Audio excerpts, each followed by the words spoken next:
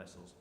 We phoned for the ambulance, and then I thought, there's a GP up the other end of the road. Let's go and see if she's in. So I ran up there. Luckily she was in. She came down and immediately assessed the situation and said, right, I think we can move Peter, but we need to move his arm this way and his legs this way and do this and do that. And her calm leadership enabled Nick and myself to actually do something that a couple of minutes previously, frankly, we were scared of doing. And that, to me, is about leadership. It's enabling people to do things they didn't have the confidence or they didn't realise that they were able to do. This is an important day today, as Mervyn has already alluded to. It's really to help all of us understand the role we have in actually leading Yorkshire Housing through this big transformation programme. And it's helping to equip all of us with the skills that we will need to do that. So I really hope you find this a good and challenging day and a helpful day to you all.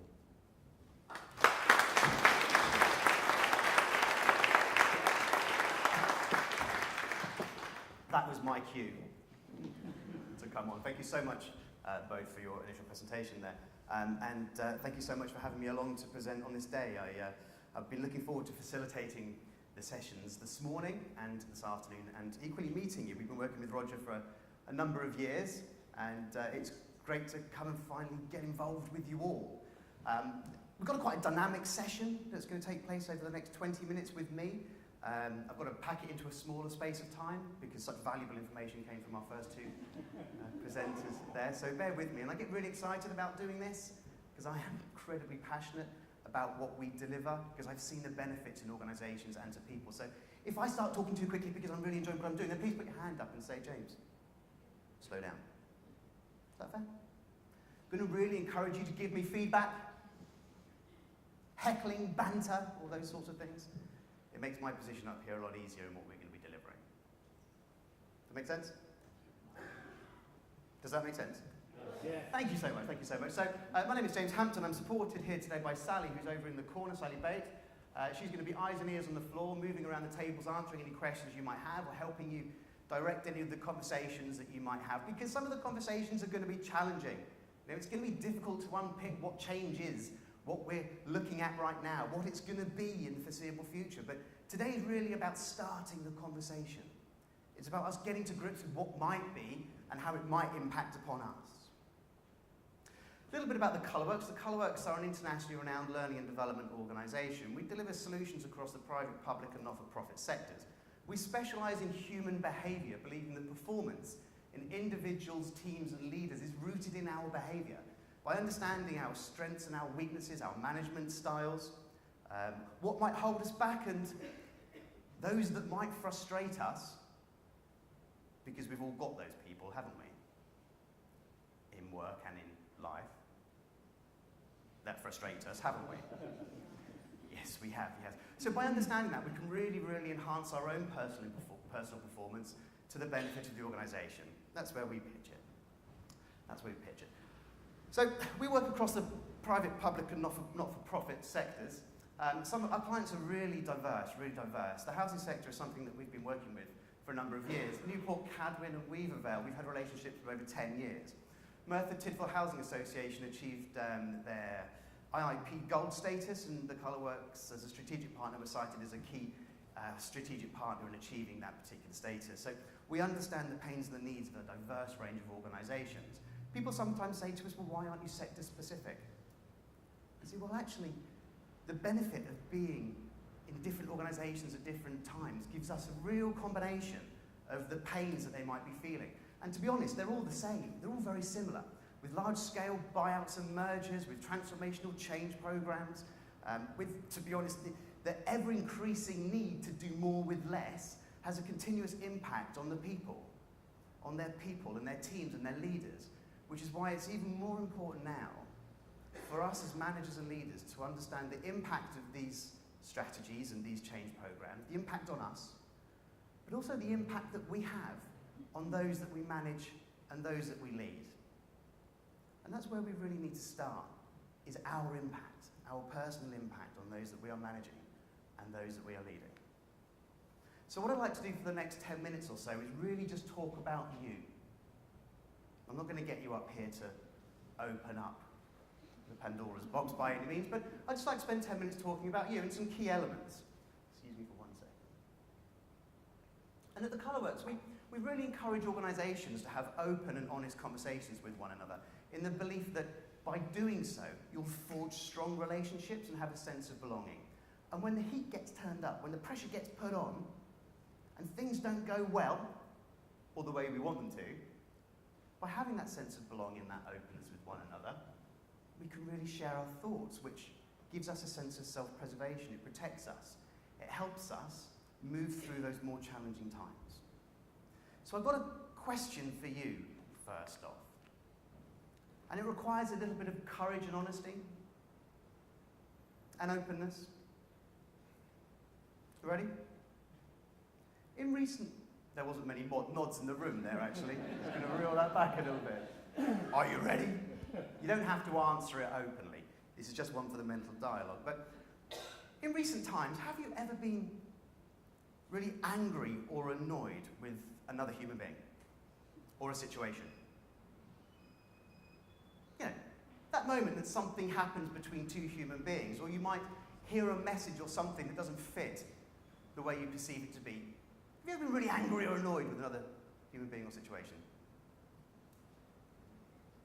There's some nods, some big nods around the room. So in that situation, what happens? What goes on? What's the first thing you identify with? Is it a feeling or is it a thought? You can answer that question. It's a feeling, isn't it? It's a feeling, yeah, it's a feeling that goes on inside. And it's a primitive feeling. This anger is known as fight or flight. The situation takes off. Our feelings spread. That adrenaline and cortisol spread throughout our system. And if we are really honest, are you great in that moment? Are you performing at your best in that moment? There's a recent situation, isn't there? That's happened. I can see that. I didn't mean to pinpoint you by any means. Are we managing or leading at our best? And what's the actual damage that it is doing to us? The feeling is the first thing we identify with, but it's not actually the first thing that takes place. What controls us as a human being? What's the control centre? We've got lots of pointing. Shout it out, we all know. Brain. The brain. The brain is the higher function. It controls us. So the first thing that actually takes place is an unconscious message that ramps our system up. And this is primitive. It goes back some 3.5 million years to a little lady called Lucy. Now, Lucy was the first humanoid that we have on record to roam the plains. We know that she existed because we have 40% of her skeletons and we have her DNA. We know that she was a short, upstanding creature, and we know that she roamed the plains with some serious predators. I mean, there were some things out there that were out to get Lucy. But, as testament to Lucy, she survived. Because we're here, right? Everyone's here, right? Because sometimes we can attend these things, but we can't fully attend these things. But we know Lucy existed, and Lucy was different to the other predators. The other predators were after the next kill, living the next day. You know, they would roam the plains and be after other creatures. They had laser-like vision, great smell, thick skin, sharp claws. You know, they were just out for killing. But Lucy was slightly different, but she survived. Anybody know why she was different to the predators? Two main differences.